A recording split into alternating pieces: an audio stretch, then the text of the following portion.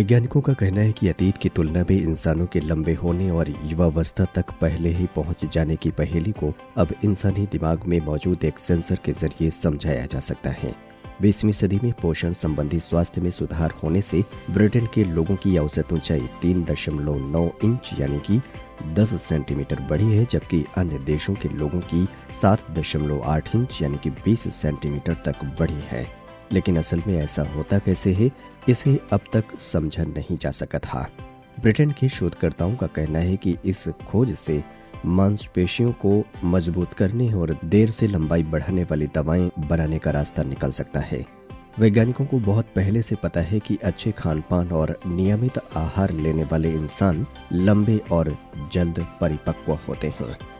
शोधकर्ताओं ने पाया कि जब दिमागी रिसेप्टर इंसानों में सामान्य ढंग से काम नहीं करता तो लोगों की लंबाई कम रह जाती है, साथ ही दूसरों की तुलना में वो देर से जवान होते हैं।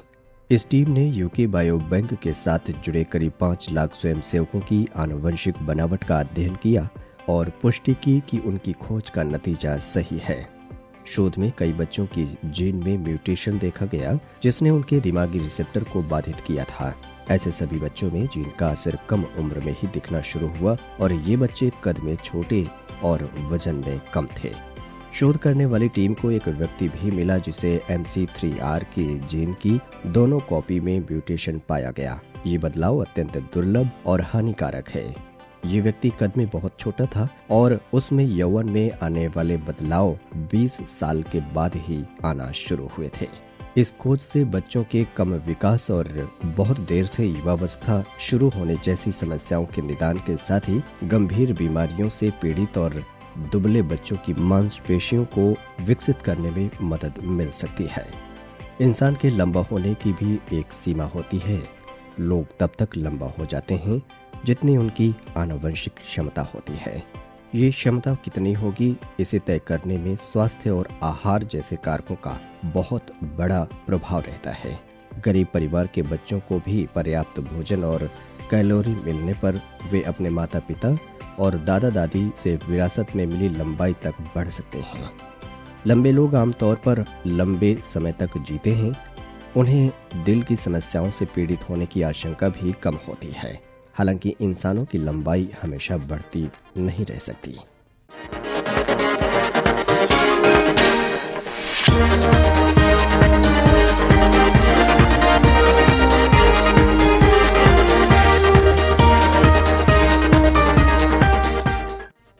अमेरिकी खगोलविदों के अगले 10 सालों का सबसे अहम मिशन पृथ्वी के अलावा दूसरे ग्रहों पर अलौकिक जीवन को ही खोजने की है। अमेरिकी खगोलविदों की टू डू लिस्ट में सबसे ज्यादा अहम मिशन इस बात को लेकर है कि पृथ्वी के अलावा किन ग्रहों पर जीवन हो सकता है या फिर पृथ्वी के अलावा किन ग्रहों पर जीवन मौजूद है, जिन्हें आम भाषा में एलियन कहा जाता है।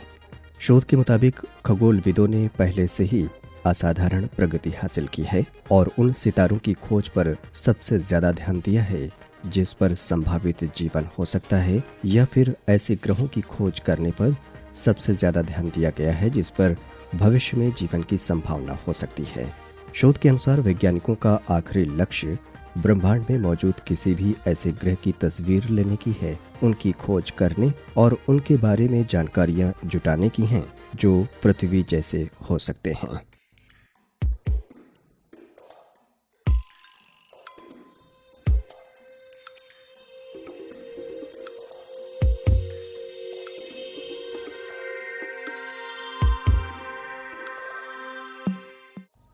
हमारी धरती को जीवन देने वाले सूरज के ऊपर लगातार 3 विस्फोट होने के बाद आग की भीषण लपटें लगातार बाहर निकल रही हैं और सूरज के ऊपर जो भयानक तूफान उठा हुआ है वो अभी तक थमने का नाम नहीं ले रहा है।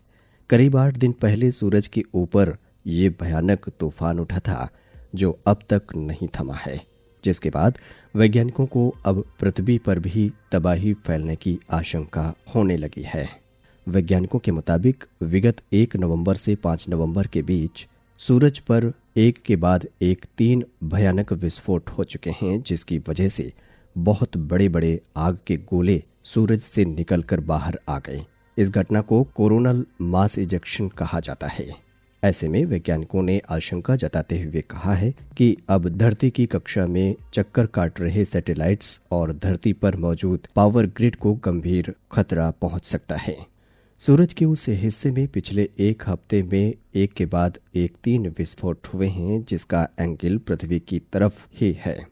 लिहाजा पृथ्वी से जो आग की लपटें निकली हैं वो पृथ्वी की तरफ ही फेंकी गई हैं।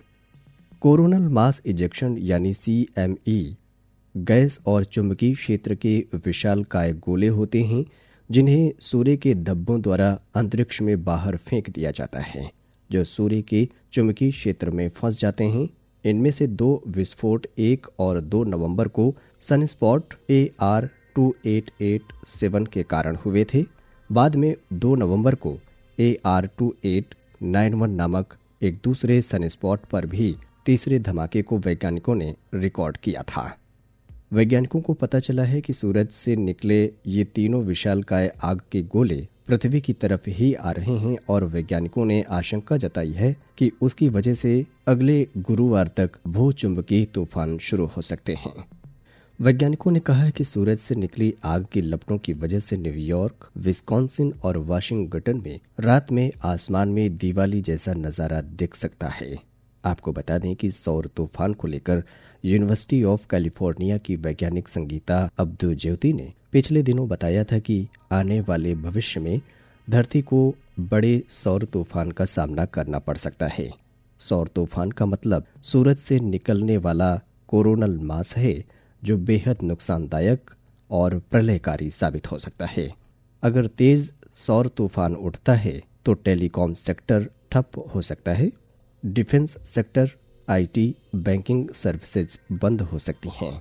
शोध के मुताबिक सौर तूफान को लेकर कम जानकारी के कारण इसका असर और भी भयानक हो सकता है।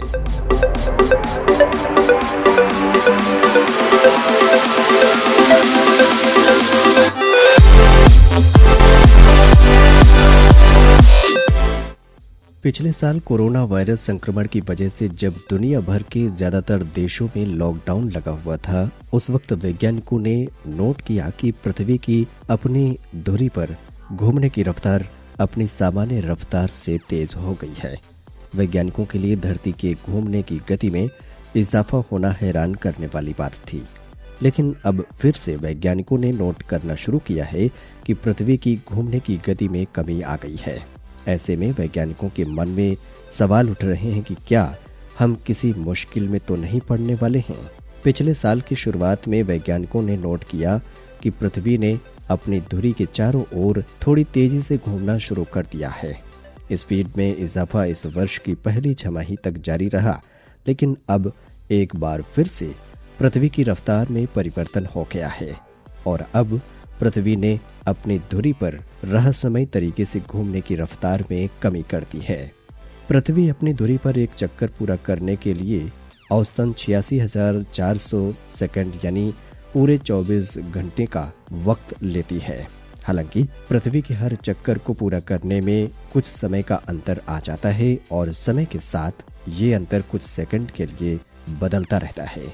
हालांकि अब जब टेक्नोलॉजी काफी ज्यादा उन्नत हो गई है और अब वैज्ञानिकों ने न्यूक्लियर वॉच की मदद से पृथ्वी की घूमने की गति पर नजर रखना शुरू कर दिया है, जिसके आधार पर वैश्विक स्तर पर वैज्ञानिकों को समय का निर्धारण करने में मदद मिलती है। आज वैज्ञानिक परमाणु घड़ियों की सहायता से समय पर नजर रखते हैं, जो यूनिवर्सल कोऑर्डिनेटेड टाइम के लिए मानक निर्धारित करती है। ये अल्ट्रा सटीक घड़ियां परमाणुओं में इलेक्ट्रॉनों की गति को पूर्ण शून्य तक ठंडा करके समय का माप रखती हैं। परमाणु घड़ी एकदम सटीक समय बताती है और इसी घड़ी के जरिए धरती की बदलती रफ्तार पर वैज्ञानिक एकदम सटीकता के साथ नजर रखते हैं और अगर रफ्तार में थोड़ा सा भी बदलाव आता है तो उसका पता चल जाता है। परमाणु घड़ियों द्वारा निर्धारित समय और पृथ्वी के घूमने की गति में लगने वाले समय के बीच अगर कोई अंतर आता है तो इस अंतर को बराबर करने के लिए वैज्ञानिक लीप सेकंड जोड़ते या घटाते हैं। एस्ट्रोफिजिसिस्ट ग्राहम जोन्स ने इस साल की शुरुआत में BBC को बताया था कि चूंकि लीप सेकंड की प्रणाली वर्ष 1972 में शुरू की गई थी, इसलिए पृथ्वी का घूर्णन आमतौर पर थोड़ा धीमा रहा है और अब तक 27 लीप सेकंड को बढ़ाया जा चुका है, यानी अब तक 27 बार एक सेकंड बढ़ाया जा चुका है।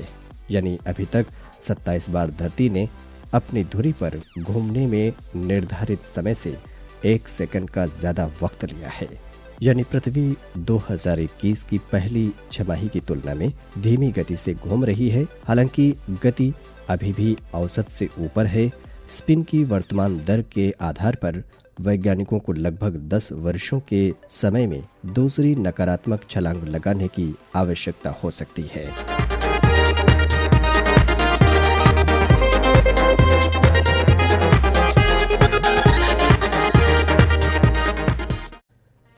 साल 2021 का आखिरी चंद्र ग्रहण 19 नवंबर को लगने वाला है। ये ग्रहण आंशिक रूप से लगेगा, जो कि भारत, अमेरिका, उत्तरी यूरोप, पूर्वी एशिया, ऑस्ट्रेलिया और प्रशांत महासागर क्षेत्र में दिखाई देगा। आपको बता दें कि चंद्र ग्रहण 19 नवंबर को भारतीय समयानुसार पूर्वाह्न 11:34 से शुरू होकर शाम 5:33 पर खत्म होगा। ये ग्रहण वृषभ राशि में लगने वाला है, इसलिए इस बार ये इस राशि के लोगों को तंग कर सकता है। हालांकि ये आंशिक ग्रहण है, इसलिए इसका सूतक काल नहीं लगेगा। आपको बता दें कि इस साल 2 सूर्य ग्रहण और 2 चंद्र ग्रहण लगने की बात हुई थी। साल का पहला चंद्र ग्रहण 26 मई को और पहला सूर्य ग्रहण 10 जून को लग चुका है, जबकि अब दूसरा और आखिरी चंद्र ग्रहण 19 नवंबर 2021 को लगने वाला है, जबकि साल का आखिरी सूर्य ग्रहण 4 दिसंबर को लगेगा। जब सूर्य और चंद्रमा के बीच पृथ्वी आ जाती है तो चंद्रमा पूरी तरह या आंशिक रूप से ढक जाता है और सूर्य, पृथ्वी और चंद्रमा एक सीध में आ जाते हैं। इसे चंद्र ग्रहण कहते हैं। चंद्र ग्रहण हमेशा पूर्णिमा को लगता है।